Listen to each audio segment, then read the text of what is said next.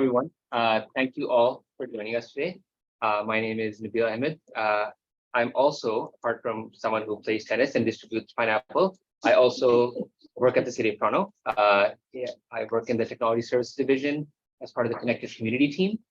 And you'll hear a bit more about kind of what our team does. Hopefully, we'll demonstrate that. I'm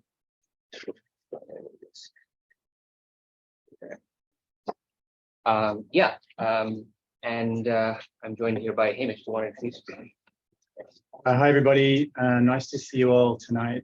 My name is Hamish Goodwin. I work with Nabeel in Technology Services. So happy to be here and look forward to the conversation. So we'll start with the land acknowledgement.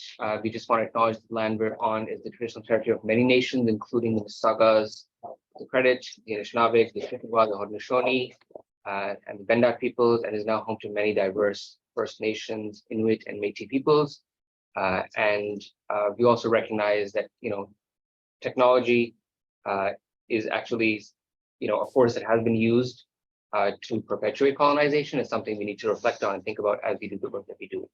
So that's something that we've done a number of events about as well. So it's something we want to take on. So just to begin with, what we are going to speak about today.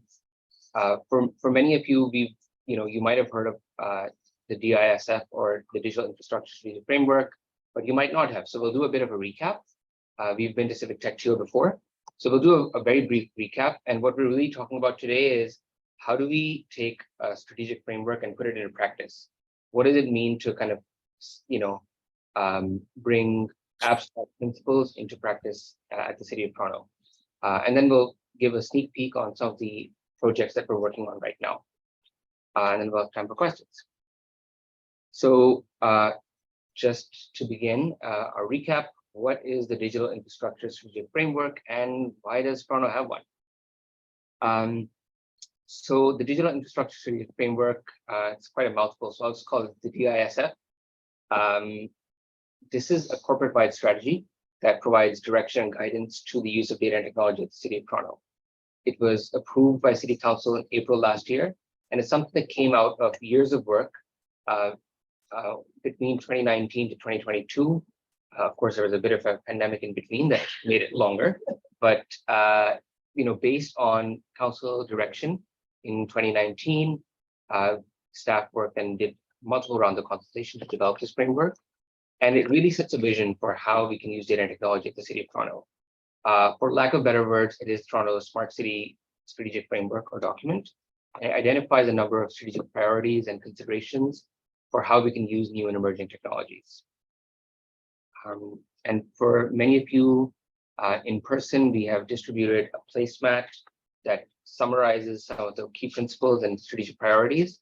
For those of you who are online, you can go to toronto.ca/digitalto, and that will lead you to our page on the website. And like I mentioned, in February 2019, City Council asked the Chief Technology Officer to develop policy framework and governance model associated with digital infrastructure. And for those of you who might not remember or who weren't in Toronto at the time, this is when Sidewalk Labs was proposing to develop a smart city on the waterfront of Toronto, and that was part of the context in which council asked for this framework. That project didn't proceed, but of course, the city continues to use data technology in many different ways, and that's why we went ahead and we developed this DISF as a guiding direction. Just so that we're clear about how we define digital infrastructure. Digital infrastructure is pretty broadly defined. It's any technology assets that create, exchange, or use data or information in a digital part of their operation. So that includes fixed objects and mobile objects. It includes physical objects and software. It includes data. It includes mobile applications, websites, systems that may use AI or machine learning. It's a pretty broad definition of digital infrastructure that we use. And the DISF is structured around 6 principles. These are all principles that have gone through a number of rounds of revision and feedback, and they're not in any specific order. They're all equally important. These principles, I'll just name them right now. We actually have slides that can describe each of the principles in depth. We won't do that right now, but those principles are equity and inclusion, digital autonomy, democracy and transparency, society, economy and the environment, privacy and security, and a well-run city. And these, if you're familiar with the corporate strategic plan of the City of Toronto, which I expect you would be, they relate very closely to those. I'm just kidding. I don't expect anyone to know that document. Okay. I'll pass it over to Hamish now. Okay, thanks, Nabeel. And so again, we wanted to come and have a chat with you today or this evening because it is approximately a year since the DISF has been adopted. So it's like a good point to sort of check in and give you some insight into how we're doing and what our lessons have been putting into action. So before we do that, just a little sort of overview of where we are positioned in the city. We're in Technology Services Division, which is a division that has an evolving role. For many, many years, it was formerly called IT, as you can imagine. It had a very sort of operational-based, internal-based focus around pushing technology adoption within the city organization. And gradually that's evolving to enabling digital service delivery that has a more resident and outward-focused, business-focused perspective. And as part of that journey, our name recently changed from IT to tech services. So it really is just focused on technology. And again, that's where Nabeel and I are housed, as well as the other people who are speaking tonight. So just to expand on that relationship with residents, it is increasingly digital as part of our service delivery. We have a range of digital, these are just a couple examples where residents interact with the city online in digital ways, in ways that they intentionally know about, such as through web pages, through ways that they may not know about, such as through water meters or CCTV in public places, public Wi-Fi apps, and so on.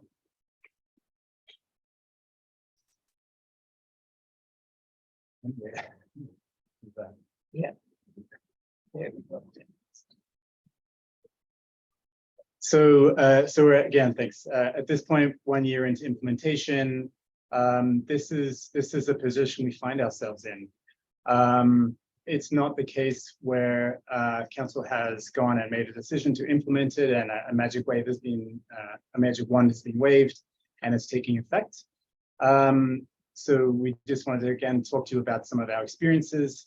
One of those is that it is generally unfamiliar. Staff are very unfamiliar with the DISF, despite our efforts 1 year following implementation, and we're going to talk to you a little bit more detail about that with you. And that, as you can imagine, is maybe self-explanatory. There's a lot of change happening at the city. There's a lot of new policies coming up through the pipeline. The DISF is one of many. So it is a challenge to implement that change and to make sure it makes sense with all the other policy changes that are happening at the same time, as well as at the same time doing all the digital transformation projects that are necessary to keep those digital services running and the digital transformation process in flight. So related to that, very related to that, is the need to establish appropriate governance mechanisms and change management, ideally to do that in a way that integrates with established processes to minimize that disruptive nature of change. The third bullet there is about city leadership. There is a great deal of flux. Some of you may be aware of the fact that we have an interim CTO in place right now, Chief Technology Officer. We're looking forward to an announcement with a new one soon, hopefully. And there's also a mayoral election coming up. So both of those present opportunities for us to move forward and advance this work.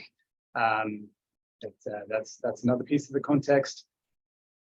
Another one is around just the nature of our team. We're a pretty small team, very nimble team, but there's only so much work we can do. in the scope of implementing a strategic framework, which involves, in addition to those change management pieces, putting in place new policies, doing a lot of education and outreach, both internal and external, as well as doing project evaluation and impacting projects themselves. So the question as to how to dedicate and allocate those resources in the context of that last bullet there, which is around authority and influence. Unlike some other divisions and units of the city that benefit from clear roles and responsibilities that are legislatively defined and prescribed, we don't have that, so we have to work our powers of communication and influence in other ways.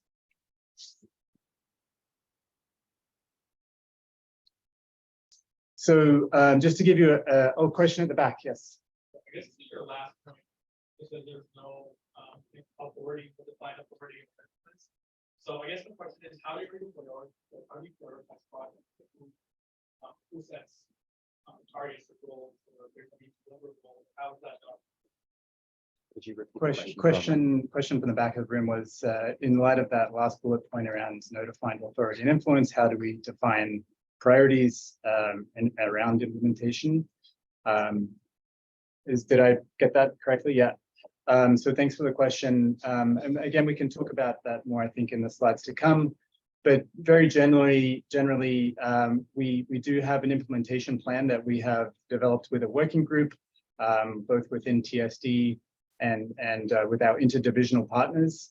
Part of that is, the walk, crawl, walk, run approach, where we need to get the building blocks in place at the start before we can launch into full-scale implementation. So it makes sense, logical sense from our perspective, to start with things like change management, so that people are firstly aware of what the DISF is. They understand what the changes mean, or what it means for them from a business impact perspective, from a project management perspective, and then we can use those building blocks to launch into broader implementation.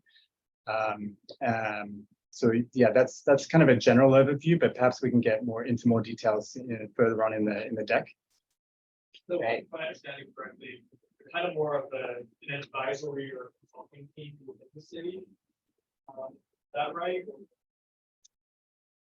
Yeah, we do play. So sorry, again, for the online folks, the question was, are we more an advisory consulting team in the city? So yes, we do. That is a major function of our team. We do play an advisory role. So for example, divisions or project teams that are thinking about a new technology initiative will come to us and seek advice on how can they strive for alignment with the DISF in their initiative. That's one of the functions we do provide. And we also do project-specific work as well, and you'll hear more about that in the presentation. But go ahead, Nabeel. Yeah, I wanted to say, sorry, what's your name? My name is Ahmed. Amaya? Yeah. Amaya with the great questions today to start off. So let's say that. Like, these are really good questions that we also grapple with, to be frank, right? That we are continually grappling with. I'll say that part of our team's role is also policy and standards. So technology policy and standards. So, and you'll hear more about that in the slides to come, that we do some of that work. But at the same time, just for some context, there are dozens of technology, well, not dozens, hundreds of tech projects at any given time in the city. Dozens of requests come in every week. And so we have to triage, and we grapple with the same question about how do we pick where to kind of, focus our efforts, because the team that you there's 6 of us here, and that is the entire team, So we have to be very judicious, I guess. But why don't we go ahead and we can kind of have questions more later on. I'll try to speed it up as well, because I know we're maybe short on time. So we recently did a lunch and learn event within our own division as part of that sort of change management exercise and communications. It was about the DISF, and so this is pretty self-explanatory on the slide. Not many people, more than half of the folks in our own division didn't know what it was. So I mean, obviously that was a great opportunity for us to teach them, but it was maybe a little bit of a surprise that that number was so high. Yeah. So just to sorry, I'm just This is, sorry, a bad slide.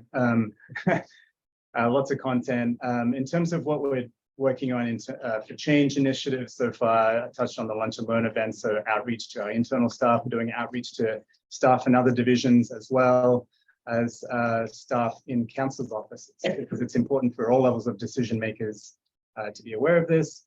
Part of that is also playing a part in Days of Significance. And Nabeel mentioned the National Day of Truth and Reconciliation event, and we've done some other events as well more recently around privacy. We're developing educational materials. I won't go into those, as well as establishing governance structures as well. One of the communication materials we developed is this placemat. We've circulated in person to the folks here in person and online. You can find this on the webpage. And this is another tactic we developed to help people at a glance comprehend the document. It is fairly lengthy and difficult to go through, and that was one of the sort of constructive feedback we got, was that it is very difficult to go through. So can you help us distill that information? Common questions we get are around what is a digital infrastructure policy framework?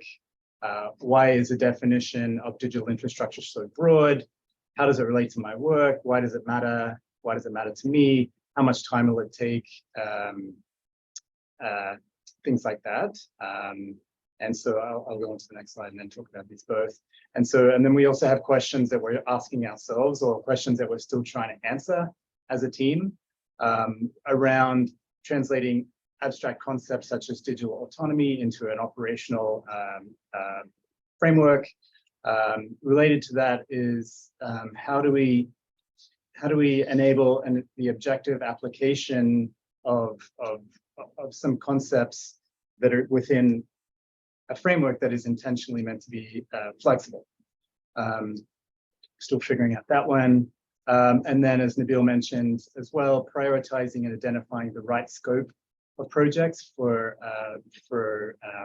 DISF alignment, given our context that I walked through earlier around limited resources. And so those are just some of the issues that we are sort of thinking about at this point in time. Was there a question at the back? Yeah.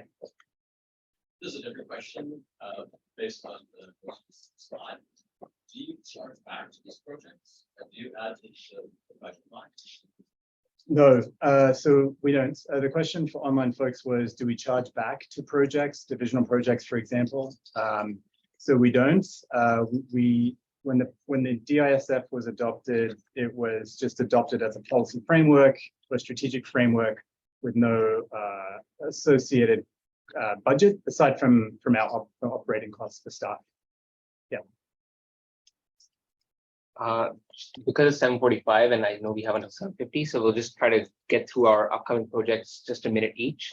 And so we're just talking about 4. So, and I want to also set the context that we've mostly spoken about internal focus work, but there's actually a lot of external focus work as well that we're doing. So this is just a sneak peek of some of the things that we're doing. So starting with rules for the use of AI. Alrighty, howdy folks. My name once again is Alex Lougheed. I'm an employee within the Technology Services Division at the City of Toronto. Peer to this guy over here. He's great. Artificial intelligence, AI. A handful of folks I heard at the very beginning have either expressed an interest, be it a professional or a learned one, or a casual one when it comes to artificial intelligence. I have 2 slides to talk about where we are so far, and I think around 2 minutes, perhaps less. I will be sticking around though, and we can have deeper conversations, and I very much encourage y'all to come and we can chat more. But very quickly, what is the city currently doing about artificial intelligence? I'm not going to define what AI is for the purposes of this exercise. Let's treat it semi-broad, but we're kind of more talking about machine learning, deep learning type methods for those who know what that means. If you don't, I apologize at this point. But what we're doing is we're currently auditing technology currently in use across the city for examples of AI is currently in use, and more broadly, automated decision-making systems. Those familiar with the way the federal government is working around this stuff, it's aligned with that framework around their Treasury Board directive. Secondly, we're monitoring technology requests made within the city by its own divisions for various AIs. So for example, all the business cases for the upcoming 2024 spend are coming through the division right now. And it's really interesting to see where AIs pop up that here and there. The magnitude is going up in terms of requests. We're liaising with subject matter experts, communities, and other cities. I hope my pantomime there indicated that this is a bullet actively underway. We are about an action-oriented people, but we're also members of communities of practices involving not-for-profits, academics, and other extremely interested people within this field. Monitoring what other governments or industry are doing. I already mentioned the feds. Preparing to release an AI registry as a focal point for more public discussion on specific examples. A lot of what will come out of artificial intelligence is really going to have to be categorized by its applications.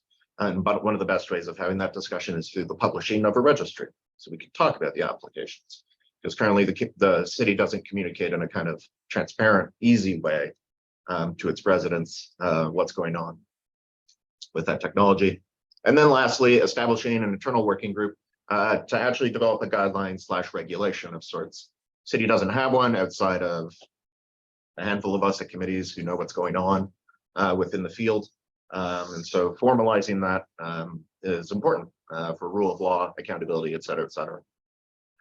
This is a non-comprehensive list of systems underway in the city of Toronto, AI systems that have been used on the public's data and or data that is public, different things. One, experimenting with vehicle recognition cameras. So down at Exhibition Place right now, we've got like a camera that detects whether or not cars are parked in stalls. And that's a part of an innovation example pilot project where we're trying to see whether or not we can do stuff around curbside management writ large using privacy protecting cameras that are too small resolution to actually pick up personally identifiable traits. That would be really helpful for cyclists and things as well, and other type of use cases. Office 365, the city is a big licensee of Office 365. For those that are in the know, Microsoft is also one of the primary investors in OpenAI and really wants to push those systems throughout all their products because multi-million dollars worth of investment. So we're monitoring the kind of functionality that just shows up in Office 365 right now.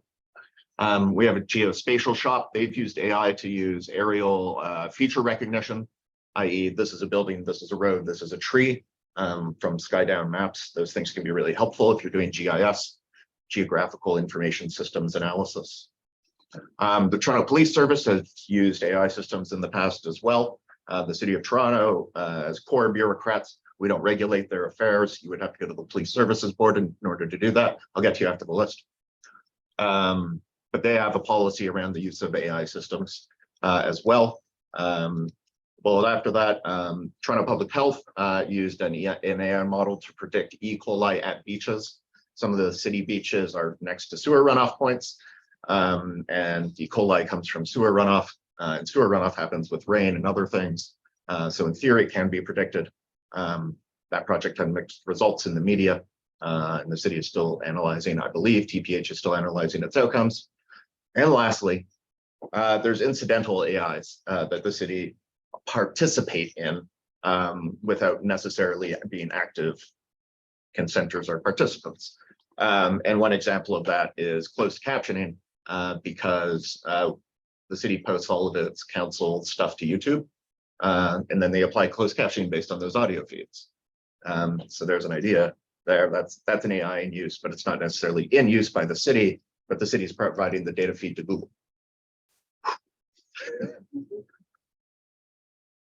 That's it for that. One question in the back. Yeah. You mentioned that you don't have oversight over the Toronto police in terms of how they use AI. Are they at least required to report back to you how they use it, even if they're deciding what to do? Yeah. So the great question was mentioned that we don't have oversight over the Toronto police, but then the second part was, Are they required to tell you how they're using it? Yeah. Even if you're not deciding what they're doing, Mhm. they still have to tell you what it is. Yeah, the second part was, do they have to tell us what it is? But he did not define us, this gentleman. Who is the us? Is it the public or us as bureaucrats? You specifically, Okay, since you have Yeah. details about the areas of AI use where you do have oversight, since it's private sector. Yep. You mentioned specifically not systems, but I'm just wondering if that can be law as a public service, if you have visibility of these things. yeah, so the core city technology department actually has no involvement with the Toronto Police's technology services area. It's independent. One of the chief of police, for example, is the chief technology officer of the Toronto Police. So it's an independent vertical altogether. And there's constitutional reasons for that. They're governed by a different act, the Toronto Police Services Act, or the Police Services Act. But they're governed by the Toronto Police Services Board. So all of it would have to go through that. And they're responsible for the transparency around the cops. Okay, let's go on to Marion. Perfect. Great. Thanks everyone for having me. I'm Marion. Another thing that our team is working on right now is drafting a sensor and surveillance policy for sensors that are operated by the City of Toronto. In large overview, this is an opportunity for the city to mitigate the risks of sensors in the public realm and also to enhance the benefits for the City of Toronto of the use of these sensors. So some examples of the risks that we're thinking about are privacy breaches, surveillance, particularly for communities who have experienced over surveillance, racial profiling, misuse of data, loss of trust in government. These are all risks associated with the use of sensors and surveillance technologies in the public realm. But there's also a lot of benefits that we can enhance through strong regulation or careful regulation. And that includes more efficient use of sensors and asset management. So some examples may be enhanced asset management of Toronto Water's resources, and also by building trust in government through better disclosure and better general understanding of how sensors and surveillance technologies are used in Toronto. Another benefit is supporting open data. So Toronto has a strong open data program. I'm sure many of us are familiar with it. And there's a lot of opportunities to enhance open data through a sensor policy. So some key actions that we're taking to achieve this policy, we're conducting a jurisdictional scan of other cities that have surveillance policies. So we've looked into the work that's being done in Portland, Seattle, Boston, as well as cities that have put together sensor registries. So New York City has, for example, an Internet of Things strategy. Hamburg, Germany has a really interesting sensor registry. I'd encourage you all to check it out. It's quite cool. And many cities have digital strategies that we can look to for great ideas and guidance on what has worked well and where Toronto can do even better. And we're also working on internal engagement within different city divisions to see what are their needs, what are their priorities for a sensor registry. And we're also, again, engaging with communities to get a sense of what are people's major concerns about the use of sensors and surveillance technology and how can we manage this. We also wanted to share a really exciting public engagement opportunity that we did a few weeks ago. Did anybody participate in the Janes Walk Festival or in our Janes Walk? Anyone? Yeah, great. So on May 6th, we participated in Janes Walk Festival. This is an international walking tour. It's kind of like doors open, but for walking. We walked for only about 1 kilometer, but we visited 12 different sensors in the entertainment district. We had about 70 people join, which was really exciting to see people really engaged in this work, interested in the use of sensors.